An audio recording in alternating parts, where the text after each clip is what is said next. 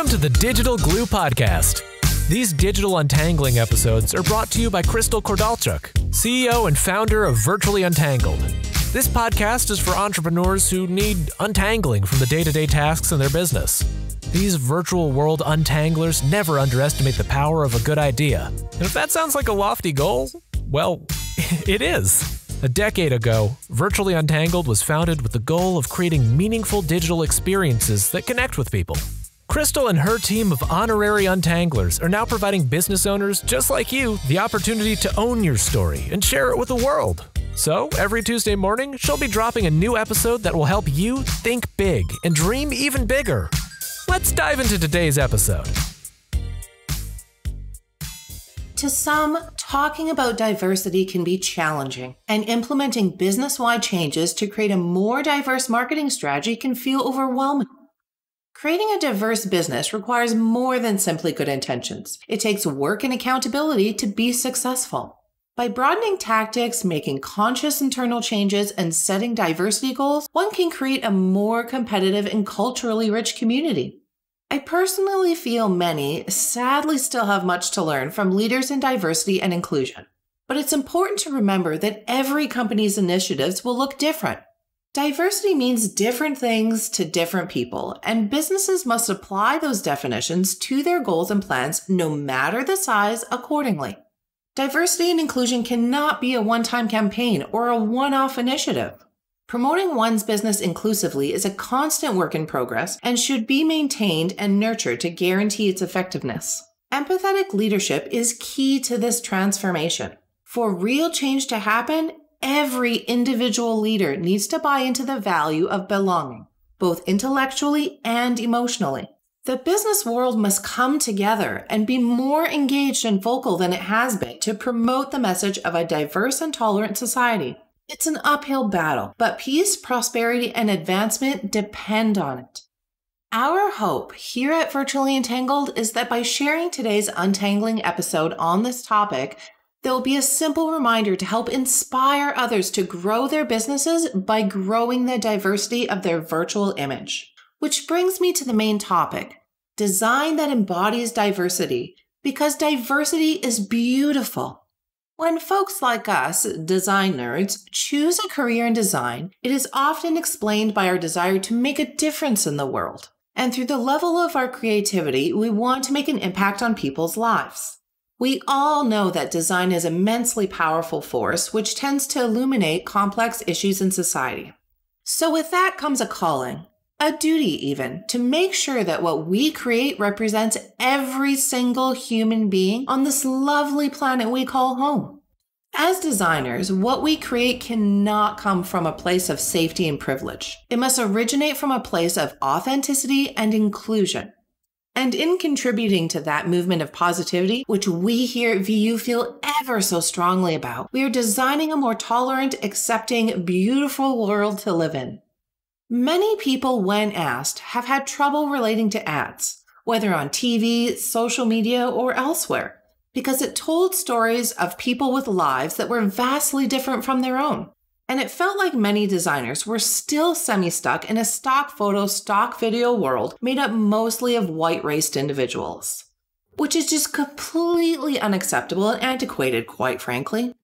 We live in a world undergoing intense transformation, a world that has awakened to the importance of empathy and respecting the ones around us. And for those of us who were born into creativity and took this passion into the land of business, our designs need to reflect that.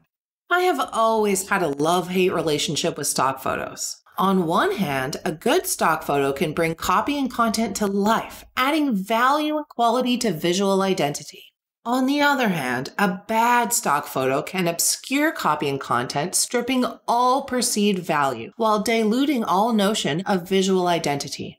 In other words, a badly chosen image can make your brand look bad and feel, well, crappy. The images we use to define our brand say more about us than our style preference. And here's where good and bad get to just plain ugly. How can today's businesses reach their target audiences through images if the images we have to choose from are not reflective of diverse lifestyles, experiences, and communities? How can stock photography be a useful tool and not a hindrance when, by and large, most of the stock photography available represents a single worldview, mainly that of a young, white, upper-middle-class, heterosexual, pretty people? Stock photography seems to have a diversity problem, one that has yet to be resolved, as so much of the imagery we see on and offline culminates to send the message: if you don't look like this or live like this, you do not belong. In every audience, many people have something unique about them that makes them different, whether it be related to race, ethnicity, gender, sexuality, or even physical abilities. Design helps us to deliver a message about who we are, how we create, and who we are creating these things for. And design that does not embrace diversity can easily offend an entire gender, alienate an entire race, or even create undue harm to an entire demographic. Sometimes it's immediate, but more often the repercussions of these mistakes can build up over time in challenging ways and leave damage that cannot be undone. And let me just clarify. When I say design, I'm not only referring to some social posts or ads. I'm referring to everything. Commercials, promotional videos, postcards, magazine ads, lead magnets, music videos, everything. So let's get to the bottom of it all and talk about what diversity really is.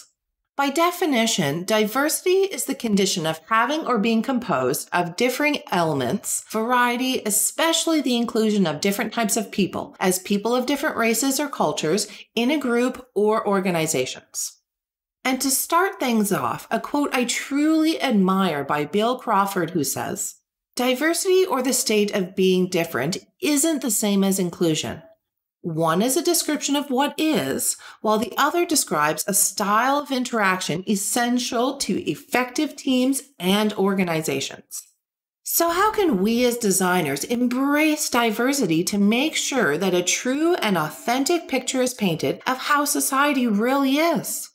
Most days, we don't really consciously think about diversity because we're living in it.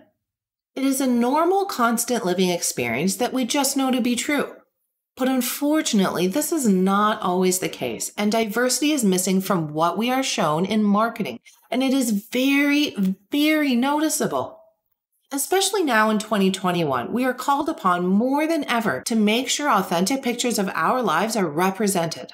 And that includes people of color, those who identify as LGBTQ+, those who affiliate with various religions, those who are disabled, and people of certain ages and genders. In an age where design challenges can be both very locally focused but also global, the role of diversity has never been more important. And the first place diversity starts in is a designer's mind. When it comes to widespread design, we must rely on instinct and intuition. If our default is a certain mindset, we cannot help but project what we think onto consumers. So the first job we have is to not design for ourselves. It's about your mindset, not just your demographic. Today, most of the largest corporations seek out diversity as a natural part of their business needs. So us smaller businesses need to start doing the same by looking at design through different lenses, and not the rose-colored kind. And of course, this once again starts with the designers themselves, as what we create ever so greatly affects audiences, as imagery makes a huge impact and is the very first impression. So it must be a good one. If a picture says 1,000 words, what do the pictures you use say about your business's values? And what are you going to do about it? I believe the best way to create diverse perspectives in design is to integrate more training and learning opportunities in younger grade students that teach students to question the idea of design right from the get-go. This seed is then planted at an exceedingly early age to help future designers learn how to naturally default to diversity in their design work. And quite honestly, that is definitely what we're seeing now. Diversity is encouraged to be the norm, and hopefully one day soon, with enough loud talk and bigger actions, it becomes just that. Exclusivity is no longer being tolerated by large entertainment firms, on the street, in our marketing materials, or even in some aspects of politics. So now let's talk a little bit about inclusive marketing. Inclusive marketing describes campaigns that embrace diversity by including people from different backgrounds, as well as stories that unique audiences can relate to. While some campaigns make an effort to break stereotypes, others simply aim to reflect or embrace people in what I like to refer as the real world. More and more marketers are aiming to break the cycle of these sadly utilized advertising norms by highlighting people or groups that might be under or completely misrepresented. Diverse marketing isn't just a box you can tick. There are so many layers to diversity beyond gender or skin color. It's also about age, geography, socioeconomic diversity, relatable jobs, abilities, sexuality, gender, and so on. And I feel Tim Allen, designer, says it best. We should all understand how each of us is an individual and is unique, but also focus on what is universally important to all of us. This way, we can increase access, reduce friction, create a more emotional connection in literally whatever you design. There's a tremendous example of just that from one of the world's most well-known and notable companies in the world, Microsoft. It came to their attention that children with certain physical disabilities were having difficulty playing video games with traditional controllers. The company began working on an alternative controller which included touchpads instead of buttons and bright colors for the visually impaired. They also opened a channel of communication where disabled people who still couldn't use the controller could write to them requesting customizations. How great is that? The positivity and joy that was created with this campaign is a model for all creators and designers everywhere. Inclusivity can help brands connect on a deeper, more meaningful level with their audiences. It's what we should all be striving for. Now, stepping sideways from the design aspect of things for a moment, here's how diversity in the workplace is twofold. We should be surrounding ourselves by a diverse group of colleagues that will constantly and organically challenge our assumptions on the little we know outside our individual worlds. And in the entrepreneurial world, we have the ability to seek out virtual team members that bring diverse input and talents to our work and into our precious tight virtual circles. Then, once we have that team in place, we need to explore how we use design to enable more inclusive experiences for the users and our clients. And to bring this all home with another quote, this one courtesy of Paolo Colombo, it's more than obvious that diversity is not just an HR topic. It's a reflection of culture which influences how we live, how we communicate, what we need, which in turn influences the work we do as agents between our clients and the people they want to reach. As an agency expected to deliver innovation, we cannot create innovative work if our teams are homogeneous.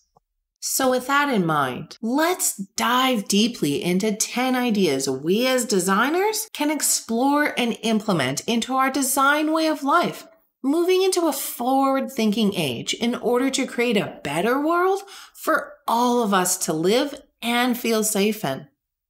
Build accessible experiences. The projects we work on are designed with the perceived majority of our audience, users, and clients in mind. In some cases, there's truly little thought that is put into designing components in our marketing materials for most services and products that work for almost any individual. So always focus on presenting more inclusive experiences. Redefine genders. The work we do as designers can help redefine the roles of masculine and feminine in our society. So stop designing bright pink profile pages for women. Stop making cooking apps look delicate and super sweet. Stop using bro language on game and sports websites. Use every opportunity you have to redefine and redesign gender stereotypes as we no longer live in a he-she society. Redefine normal. Sadly, we have been conditioned toward homogeneity and non-diversity over the decades of media, pop culture, and its lack of diversity in TV, movies, music, books, magazines, and advertising as a whole. As designers, we are putting our creativity out into the world so that we can help better represent a new type of normal, one that does not ill-perceive based upon people's differences, which makes us each unique. Create clear diversity goals. We must understand how these goals we create connect to our overall business objectives and hold our team accountable for meeting those goals. So it's time to commit to the process fully and completely by taking the time to understand how diversity impacts our designs and creativity and how our offerings impact the success of our business's diversity initiatives. Welcome ideas that are different than our own.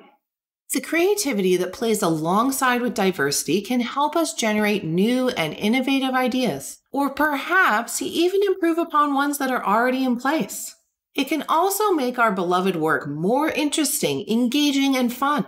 So when we hear an idea that sounds strange and different than what we're used to, we must give it some time before judging whether it's a good idea or not.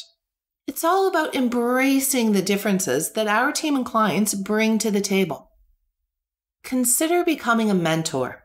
Mentorship requires commitment of time, but represents a valuable opportunity for personal and professional development. If you choose to do so, pick someone with a different background than yours. Someone from a different city, a different nationality, cultural background, gender, age range, or race. There's a favorable chance you will learn a lot from that person, and that you will both gain such invaluable insight and camaraderie in friendship and maybe even professionally. Let the strengths in others sparkle. Even though you own your own business, not everything can be about you, especially if you have a team or you're on one.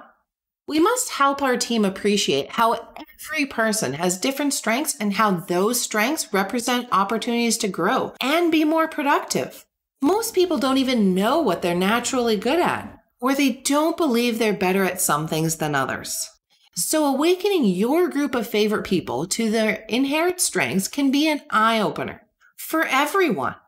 It takes little effort and time and helps everyone grow together. The more opinions, the more variety, and the more diversity we bring to the table, the more creativity we can unleash. Change our mindset. It's easy to pay lip service to the idea of inclusive design. But what happens when designers actually sit down and create? How can we work better, smarter, and more empathetically when it comes to diversity? Especially in a world where one digital product can quickly be seen by millions.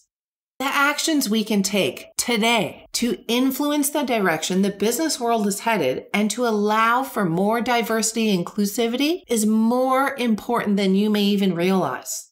The things we create have great impact on those who see them, and thanks to technology at a quicker rate than ever before. So it's our responsibility to demonstrate best practices in this realm so we can begin to remove the barriers by ensuring a safe environment alongside a design for all mindset and not just the majority. And in a way, we can use diversity to supercharge our creativity as we have the ability to change someone's mind at the perfect moment. So why not use that to our advantage for the power of the greater good? Educate our creative selves. If we want creative quality, we need creative diversity. The challenge is that some make this choice that diversity is a seasonal topic. There are endless possibilities when it comes to brushing up our design skills, where we get our resources from, and that includes mindset. Design that embraces diversity is not only preferred and desired, but it has become necessary and expected. So include your audience. It's easy to do because the nature of digital design is interactive. Users can provide immediate feedback. Rather than the static design of the past century where things simply existed and set the trend, diversity in design is more of a conversation. It's a symbolic relationship between creatives and consumers where both sides are constantly striving to be inspired and informed. And finally, speak your mind against discrimination. Don't stay silent. Don't let it slide, whether it be from a client, a colleague, or something you see on social media. Remember that discrimination can happen in the most subtle comments. Like when someone suggests women might have more difficulty understanding a complex technology than a man would. Or when someone judges a person's understanding of a topic based on their accent and pronunciation of words. Stand tall. Speak loudly and clearly. Offer a different point of view, inviting people to think from a different angle. And most of all, use your voice to elevate what you know to be true in your heart. As we go about our lives, we stand alone together. That is the world we need to design for, one of societal changes. And of course, these diversity and inclusion problems run much deeper than this. There is no quick fix, but we can all do better by being exceptionally mindful of what we put out into the world and always be true to what we believe in. So for now, the best we can do is to take action and build upon a shared language in a place where we can keep each other company and positively engaged with everything and everyone that surrounds us. Through our digitally creative pieces, we can make an impact on the lives of others, the perception of our businesses and those of our clients, and maybe, just maybe, change the perception of someone tinkering on the edge of judgment or racism of all means. It's time to passionately believe that creativity is born of diversity. We can't make a difference in just 1 minute, 1 hour, 1 day, or even 1 year. But we can make a difference, one design at a time. And that's a wrap. Virtually Untangled is a full-service business, which means they've got you covered on design and content right through to digital and organization. You'll form a long-lasting relationship with them, as collaboration is central to everything they do. Now it's time to seize the moment and become inbox friends. It's easy to do. Just hop on over to virtuallyuntangled.com or their Facebook page to opt in and receive instant access to the most inspirational ride of your life. So what are you waiting for? Become inbox friends with VU. Until the next episode, keep untangling.